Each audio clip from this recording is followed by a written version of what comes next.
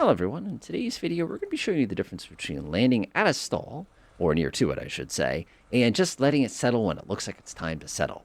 Now one thing I want to say too is whenever you're doing anything that's comparing stuff in the real world to stuff that you get inside the sim, is to remember in the real world things are really bouncy.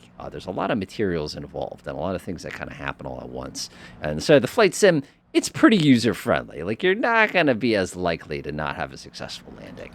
So we're here at Ellington Airport in lovely Connecticut. It is the shortest hard runway that you can get in Connecticut. And the reason I like this is because it's going to be good for the purposes of demonstrating why we do this, as well as, kind of that last couple seconds of control. You'll see exactly what I mean. So our traffic pattern altitude here is about 1,200 feet, so about 600 feet up. We're going to go ahead and execute our left turn here. Like I said, very tiny runway. This is a great airplane for this. One of the things I like about it is the fact it's a low wing, so the ground effect is very strong. And you'll see exactly what I mean when we come in for our landing here. Go ahead and take my nice little left downwind here. I'll go wave to my buddies down there.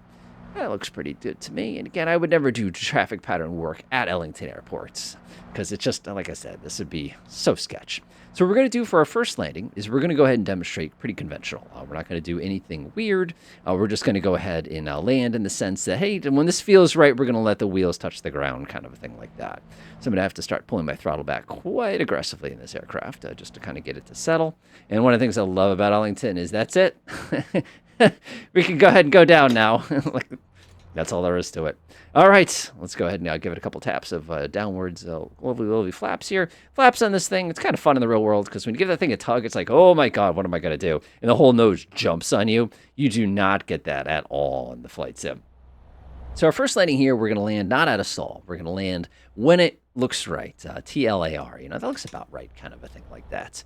All right, so we've gotten the plane nice and dirty. We're going to get our established speed of about 70 knots. You can go a little bit slower in this one. This is the heavier version of the Piper. If you're dealing with one of the older Cherokees or something like that, 65 to 70 is kind of the sweet spot. For this one, going a little tiny bit faster is just a little bit safer. There we go. I'm going to go ahead and straighten out here. I'm going to go ahead and look out my window. We're a little high, but again, that's perfectly fine. Okay, so like I said, the first landing, we're going to demonstrate not landing at that stall. We're just going to go ahead and, when it feels right, let it settle. And there might be a little bit of added drama too, but like I said, I got to sell it a little bit. I got to sell it. All right, let's go ahead and swing around left turn. Looking good so far. I really hate the camera angle in this thing. There we go. That's better. Nice. And unfortunately, there's those big nasty trees at the end of the runway there, and we are not slowing down. I'm completely idle right now, and we're just starting to get slow. There we go. I can actually pull the nose up just a little bit, suck that last little bit of energy. Yeah, there we go.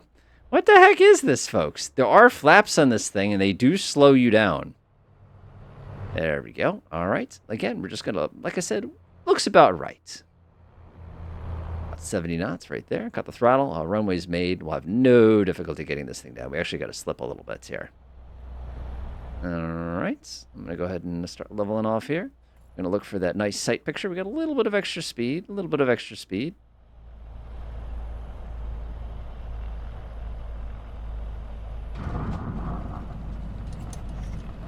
And as you can see, we bounced twice. And the other thing you probably observed is we basically ran out of runway, and now we're on the news. So as you can see, we were sitting there, had a little bit of battle, again, a little that last second drama, trying to slow things down enough to make it actually work. We got on the runway okay. So let's go ahead and set that all up again, but this time, let's wait until that stall siren yells at us. All right, as you can see, I am in a full slip trying to get this thing to stop. So what we're doing this time is we're going to intentionally try to land the plane in the situation where the stall alarm goes off as we settle. So instead of just like, this feels right and letting it settle, especially kind of flat like we did it last time, we're just going to go ahead and wait for that nice little stall to say, hey, you've done goofed up here. Over the runway. Still really fast here. All right. Man, this thing does not slow down. Nose up.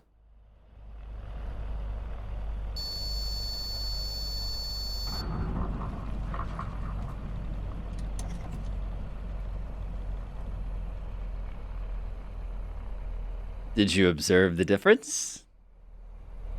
You'll notice here a couple things. First of all, in our first landing, what we did there is we were a little tiny bit fast. But the other thing you'll notice is when we did settle after coming back into the air, which meant we had no braking action, we were unable to basically, we were scrambling to stand on the brakes. You notice in the second time, because I didn't let the plane come down, even though we were already on the ground, the aerodynamic forces were helping slow the plane down. And when we did settle, we had so much less lift, my brakes were more effective. Enjoy.